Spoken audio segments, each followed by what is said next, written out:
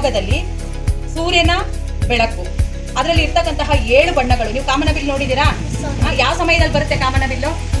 ಮಳೆ ಬಂದಾಗ. ಯಾಕೆ ಮಳೆ ಬಂದಾಗಲೇ ಬರುತ್ತೆ? ಅದು ಬೇರೆ ಸಮಯದಲ್ಲಿ ಯಾಕೆ ಕಾಣಿಸ್ಕೊಳ್ಳಲ್ಲ ಅಂದ್ರೆ, ಮಳೆಯ ನೀರು ದರ್ಪಣದಂತೆ ವರ್ತಿಸಿ ಮಳೆಯ ನೀರಿನ ಮೂಲಕ ಸೂರ್ಯನ ಬೆಳಕು ಹಾದು ಹೋಗುವಾಗ ಏನಾಗುತ್ತೆ? ಬಣ್ಣಗಳ ವಿಭಜನೆ ಆಗುತ್ತೆ. ಮಳೆನೂ ಬರಬೇಕು ಮತ್ತೆ ಸೂರ್ಯನ ಬೆಳಕು ಇರಬೇಕು. ಆ ಸಂದರ್ಭದಲ್ಲಿ ಏನುಂಟಾಗೋದು? ಕಾಮನಬಿಲ್ಲು. ಅದೇ ತರ ಈಗ 7ನೇ ತರಗತಿ ವಿದ್ಯಾರ್ಥಿ ಶ್ರೇಯಸ್ಸು ಈ ಬೆಳಕಿನ ವಿಭಜನೆ, ಸೂರ್ಯನ ಬೆಳಕು 7 ಬಣ್ಣಗಳಿಂದ ಆಗಿದೆ. ಆ ಬಣ್ಣಗಳ ವಿಭಜನೆಯನ್ನ ಒಂದು ಗಾಜಿನ ತ್ರಿಪಾದವುಳ್ಳ ಗಾಜಿನ ಪಟಕವನ್ನ ಬಳಸಿ ತೋರಿಸ್ತಿದ್ದಾನೆ. ಅವನು ಹೇಳ್ತಾನೆ ಅದು ಏನು ಅಂತ. ಡೆಫಿನೇಷನ್ ಹೇಳಪ್ಪ.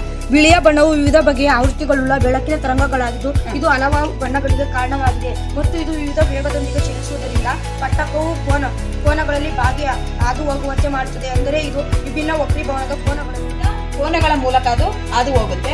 ಆ ಹಾದು ಹೋಗುವ ಸಂದರ್ಭದಲ್ಲಿ ಏನಾಗುತ್ತೆ? ಅದು ಬಣ್ಣಗಳ ವಿಭಜನೆಯನ್ನು ನಿಮ್ಗೆ ಅದು ಉಂಟು ಮಾಡುತ್ತೆ. ನೋಡಿ, ಕಾಣಿಸ್ತಿದ್ಯಾ?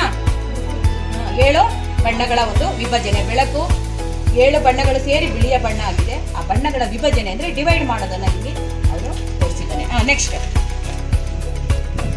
ಇನ್ನು ನಿಮ್ಮ ಸುತ್ತಮುತ್ತ ಕಾಣುವ ಬೆಳಕನ್ನು ವರ್ಣ ವಿಭಜಿಸುವ ಪಾರದರ್ಶಕ ವಸ್ತುಗಳು ಯಾವುವು ಎನ್ನುವುದನ್ನು ಕಂಡುಕೊಳ್ಳಿ. ಈ ಪ್ರಯೋಗವನ್ನು ಆ ವಸ್ತುಗಳನ್ನು ಬಳಸಿ ಪುನರಾವರ್ತಿಸಿ. ಇದೊಂದು ಸಮತಲ ದರ್ಪಣ. ಇನ್ನು ನಿಮ್ಮ ಸುತ್ತಮುತ್ತ ಕಾಣುವ ಬೆಳಕನ್ನು ವರ್ಣ ವಿಭಜಿಸುವ ಪಾರದರ್ಶಕ ವಸ್ತುಗಳು ಯಾವುವು ಎನ್ನುವುದನ್ನು ಕಂಡುಕೊಳ್ಳಿ.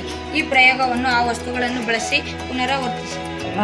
ಮತ್ತೆ ನೀವು ಗಾಜಿನ ಪಟ್ಟಕದಲ್ಲಿ ಪಡ್ಕೊಂಡ ರೀತಿ ಸಮತಲ ದರ್ಪಣವನ್ನ ಬಳಸಿ ಅದನ್ನ ಏನ್ ಮಾಡಿದೀವಿ? ಸೂರ್ಯನ ಬೆಳಕನ್ನ ಸಮತಲ ದರ್ಪಣದ ಮೇಲೆ ಬಿದ್ದು ಪ್ರತಿಫಲಿಸಿ ನಂತರ ಏನಾಗಿದೆ? ಅದು ಒಂದು ವರ್ಣ ವಿಭಜನೆ ಆಗಿದೆ. ಬಣ್ಣಗಳ ಒಂದು ಏನಾಗಿದೆ? ವಿಭಜನೆ ಆಗಿದೆ. ಅದನ್ನ ನಾವು ಇಲ್ಲಿ ನೋಡ್ಬೋದು. ಅಂದ್ರೆ ಕರೆಕ್ಟ್ ಆಗಿ ಅಲ್ಲಿ ಸೂರ್ಯನ ಬೆಳಕು ಏನಾಗಿದೆ? 7 ಬಣ್ಣಗಳಿಂದ. ಯಾವುದು ಪರಿಕಲ್ಪನೆ? ರೋಹಿತದಲ್ಲಿರುವ 7 ಬಣ್ಣಗಳೆಂದರೆ ನೇರಳೆ, ಊದ, ನೀಲಿ, ಹಸಿರು, ಹಳದಿ, ಕಿತ್ತಳೆ ಮತ್ತು ಕೆಂಪು. ಕರೆಕ್ಟ್ ಆಗಿ 7 ಬಣ್ಣಗಳು ಕೂಡ ವಿಭಜನೆ ಆಗಿದೆ. ಇದು ಸೂರ್ಯನ ಬೆಳಕಿನಲ್ಲಿರುವಂತಹ 7